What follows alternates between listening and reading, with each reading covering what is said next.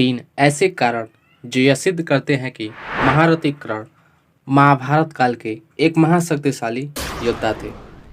दोस्तों, क्या आप जानते हैं कि कर्ण ने दूसरे युद्ध में ही अर्जुन के दिव्य रथ को पूरी तरह ध्वस्त कर दिया था।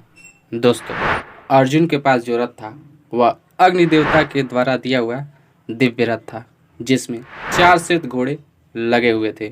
अर्जुन जब उस रथ पर विराजमान होकर कुरुक्षेत्र में आता तो उसे देखकर बड़े से बड़े योद्धा भी कांप जाते थे, और यह बात स्वयं महारथी कर्ण ने कही थी। दोस्तों, जब अर्जुन खांडव बन गए तो उन्हें अग्नि देवता के कहने पर वरुण देव ने गांडीव धनुष और अक्षय तरकस दिया, जिससे बाण कभी खत्म ही नहीं होते थे। और अग्निदेव ने स्वयं 4 श्वेत घोड़े वाला रथ दिया, जिसकी गति बहुत तेज थी। वह रथ वेगवान होने के साथ साथ दिव्य भी था। दोस्तों, यह घटना पांडवों के द्वारा युद्ध जीतने की बात की है। अर्जुन जिस रथ पर रहकर इस युद्ध में विजय पाया था, वे चाहते थे कि उस रथ के साथ ही समस्त हस्तिनापुर अर्जुन को देखे।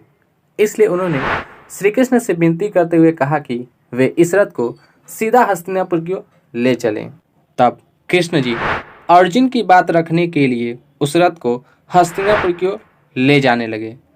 हस्तिनापुर के समीप पहुंच जाने के बाद कृष्ण जी ने उस रथ को वहीं रोक दिया और कहा, अब इस रथ को इसके आगे नहीं ले जाना चाहिए, इसलिए इस रथ से नीचे उतर जाओ। अर्जुन को कुछ समझ नहीं आया कि कृष्ण जी ने ऐसा क्यों कहा, फिर भी वो रथ से नीचे उतर गए। उसके बाद कृष्ण जी भी उस रथ से उतर गए।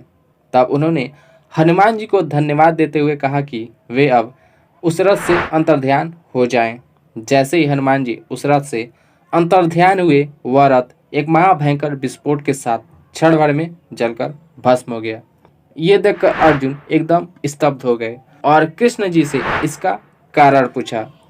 तब कृष्ण जी ने कहा, ये सब कर्ण की शक्तियों का प्रभाव है। कर्ण ने तुम्हारे इस दिव्य रथ को अपने बाणों से बहुत पहले ही नष्ट कर दिया था। कर्ण में इतनी ज़्यादा शक्तियाँ थीं, वो तो केवल हनुमान जी के कारण ये रथ सुरक्षित दिखाई दे रहा था।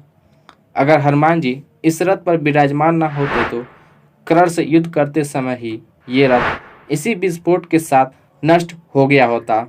कर्ण के पास इतनी ज़्यादा शक्तियाँ और दिव्यास्त्र थे। दोस्तों, एक बार तो स्वयं अर्जुन ने कहा था कि माधव, आप ना होते तो आज मैं कर्ण के हाथों मारा जाता।